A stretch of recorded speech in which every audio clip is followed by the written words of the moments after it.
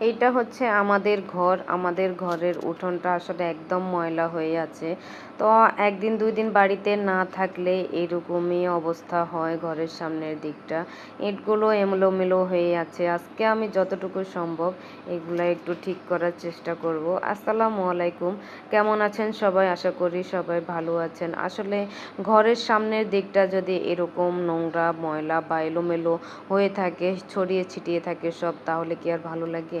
তো প্রথমে আমি একটা ঝাড়ু নিয়েছি, এরপর একটু আশপাশটা হালকাভাবে ঝাড়ু দিয়ে নিয়েছি। তো আমি পুকুর থেকে কিছু কাদামাটি নিয়ে এসেছি। এই কাদামাটি দিয়ে আজকে আমি এটাকে ঠিক করব।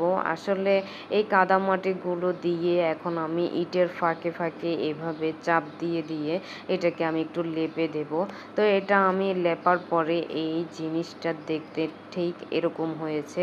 মানে আগের তুলনায় দেখতে একটু ভালো লাগতেছে। যেহেতু আজকে আমাদের বাড়িতে মেহমান আসবে, ঘরের সামনের দিকটা যদি এরকম ময়লা আর অপরিচ্ছন্ন যদি থাকে, তাহলে কি আর ভালো লাগে? দুপুর গড়িয়ে এসেছে, এখন আমি রান্নাটাও বসাবো। আজকে আমি মাটির চুলায় রান্না করব। আমি গ্যাসের চুলায়ও রান্না করি, তবে গ্যাসের চুলায় আর মাটির চুলার মধ্যে তফাৎ হচ্ছে। গ্যাসের চুলায় চাবিটা চাপ দিলেই আপনার আগুনটা ধরে যায়, কিন্তু এই মাটির চুলায় আমরা আগুনটাকে ধরাতে গেলে অনেকটাই কষ্ট হয়। কারণ লার্কির চুলা যতক্ষণ পর্যন্ত আমি লার্কিগুলোকে নাড়াচাড়া করব, ততক্ষণ পর্যন্ত আগুনটা জ্বলবে। এরপর যদি আমি এটা নাড়াচাড়া বন্ধ করে দিই, তাহলে চুলাটা বন্ধ হয়ে যাবে, মানে আগুনটা আর জ্বলবে না। তো যেহেতু আমার আজকে মেহমান আছে, তাই আমি ৩টা চুলাতেই আমি রান্নাটা করব। তো সেজন্য আমি আজকে কিছু মাংস রান্না করব। মেহমান আসবে বাড়িতে, মাংস রান্না না করলে কি চলে? আমাদের গ্রামে যদি আমরা কাউকে আপ্যায়ন করি বা কাউকে দাওয়াত দিয়ে আনি, তাহলে আমরা আসলে অনেক আইটেমই রান্না করি। সব কিছুই পিওর খাওয়ার চেষ্টা করি বা সবাইকে খাওয়াতেও চেষ্টা করি। আমরা দেশি মুরগি রান্না করেছি, এরপরে কবুতর রান্না করেছি। তো যাই হোক, এরপরে আমরা যে রান্নাগুলো করব সেগুলো আমি আস্তে আস্তে করে নেব।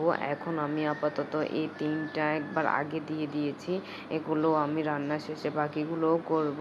তো মাটির চুলার ভিতরে রান্না করতে হলে আমাকে একটানায় বসে থাকতে হয়, কারণ মাটির চুলাতে আমি যদি উঠে চলে যাই, তাহলে আমার চুলাটা অফ হয়ে যাবে। তো আমরা যারা গ্যাসের চুলায় রান্না করি আসলে অনেক তাড়াতাড়ি হয়।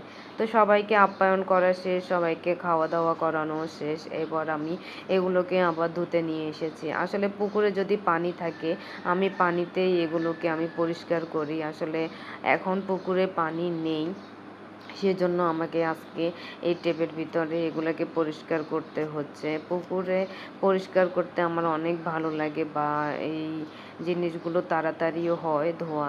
তো যেহেতু আমার পুকুর নেই, আমাকে এখানে এগুলোকে পরিষ্কার করে নিতে হচ্ছে। তো ফাইনালি আমি এগুলোও পরিষ্কার করে নিয়েছি। আমার মেয়ে কবুতর জবাই করছে। ও আসলে কবুতর ধরতে অনেক ভালোবাসে, কিন্তু জবাই করতে গিয়ে অনেকটাই ভয় পেয়ে গেছে। ও ওর দাদুর সাথে আজকে কবুতর জবাই করতেছে। তো জবাই করা শেষ, এখন আমি এগুলোকে আবার পরিষ্কারও করে নেব। তো দেখেন, একটা কাজ শেষ না হতে হতে আরেকটা কাজ শুরু হয়ে গেছে। তো আমরা যারা গ্রামে থাকি, কাজের কোনো অভাব থাকে না বা কাজের কোনো শেষও হয় না। সব কিছুই করতে হয় আস্তে আস্তে বা অল্প অল্প করে। তো যেহেতু আমাকে এগুলো পরিষ্কার করতে হবে, তাই আমি এখানে হালকা একটু গরম পানি নিয়েছি। এখন হালকা গরম পানিতে এগুলোকে ভালোভাবে ওলট পালট করে আমি এগুলোকে একটু নেড়ে চেড়ে, এরপরে আমি হালকাভাবে হাত দিয়ে এরকম ডলা দেওয়ার পরে সব, মানে ওদের পেখমগুলো উঠে গেছে। তো বেশিক্ষণ লাগে না। এই গরম পানিটা যদি আপনারা কবুতরের মধ্যে ব্যবহার করেন, তাহলে অল্প সময়ে এগুলো একদমই পরিষ্কার হয়ে যাবে। ৪টা কবুতরই আমি খুব সহজে তাড়াতাড়ি পরিষ্কার করে নিয়েছি। এখন এগুলাকে আমি ঠান্ডা পানি দিয়ে কয়েকবার করে ধোবো। এরপরে ধোয়ার পরে এগুলো আরও পরিষ্কার হয়ে যাবে। তো দেখেন, আসলে কত কাজ, কাজের কোনো শেষ নেই। তো আমি এই কবুতরগুলো পরিষ্কার করে নিয়েছি। এখন এগুলোকে আমি একপাশে রেখে রেখে দেব। আসলে আমাদের বাড়িতে যেহেতু মেহমান এসেছে, তাদের জন্য হাতের নাস্তাটা আসলে বানাতে হবে। তো নাস্তার পর্বটা মানে আমি আর কিছুই করলাম না। আমার শাশুড়িও উনি নাস্তাটা বানিয়ে ফেললো। উনি আজকে সবাইকে সেমাইয়ের পিঠা বানিয়ে খাওয়াইছে। তো আমিও নিজে নিজে একটু দেখছিলাম যে আমি পারি কিনা। আসলে আমি এই সেমাইয়ের পিঠাটা কখনোই বানাইনি। তো আমি একপাশে দাঁড়িয়ে ওনার পিঠা বানানোটা দেখছিলাম। এরপর আমি ওনাকে আবার একটু হেল্পও করেছি। উনি এগুলোকে কিভাবে বানায় সেটা দেখছিলাম। আসলে সেমাইয়ের পিঠা কখনো খাইনি। সেমাই রান্না করাটা খেয়েছি বা সেমাইয়ের অনেক ধরনের রেসিপি আছে সেগুলো খেয়েছি, কিন্তু পিঠাটা আমার কখনো খাওয়া হয়নি। তো আজকে আমি সেমাইয়ের পিঠাটাও খেলাম। আসলে বেশ মজা এই সেমাইয়ের পিঠাটা। আসলে না খেলে আপনারা বিশ্বাসও করবেন না। তো আমি একেবারেই বসে থাকিনি, ওনাকে একটু হেল্প করেছি। উনি এগুলোকে একদম ভালোভাবে মেখে নিয়েছে। মেখে এখন এগুলাকে আবার তেলের ভিতরেও ছাড়ছেন। তো আমি এগুলোকে একটা কাঁটা চামচ দিয়ে অনেকক্ষণ নাড়াচাড়া করেছি। এরপরে এগুলোকে ব্রাউন কালার হওয়া পর্যন্ত অপেক্ষাও করেছি। এরপরে নাস্তাটা মানে হয়ে গেছে। তো আমি সবাইকে এই নাস্তাটা নিয়ে খাওয়ালাম। তো আমি নিজেও মানে একটু টেস্ট করে দেখেছি যে আসলে কেমন। আসলে এত মজা আর কি বলবো। তো এই সেমাইয়ের পিঠাটাও দেওয়া হয়েছে, পাশাপাশি অন্য হাতের নাস্তাগুলোকে দিয়েছি।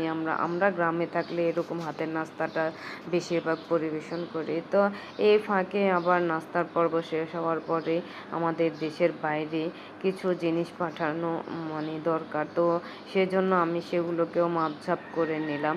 আসলে মানে বরাবর সঠিক মাপ না হলে আবার জিনিসগুলো মানে একটু সমস্যায় পড়বে। তো সেজন্য আমি এগুলোকেও মাপঝাপ করে নিয়েছি। এগুলো দেশের বাইরে যাবে। আসলে দেশের বাইরে পাঠাতে গেলে অনেকটাই ঝামেলা, অনেক মাপঝাপ করতে হয়। তো আমি এগুলো করলাম। দেখেন সারাদিন কত কাজ হয়েছে। তো সবাই ভালো থাকবেন। আল্লাহ হাফেজ।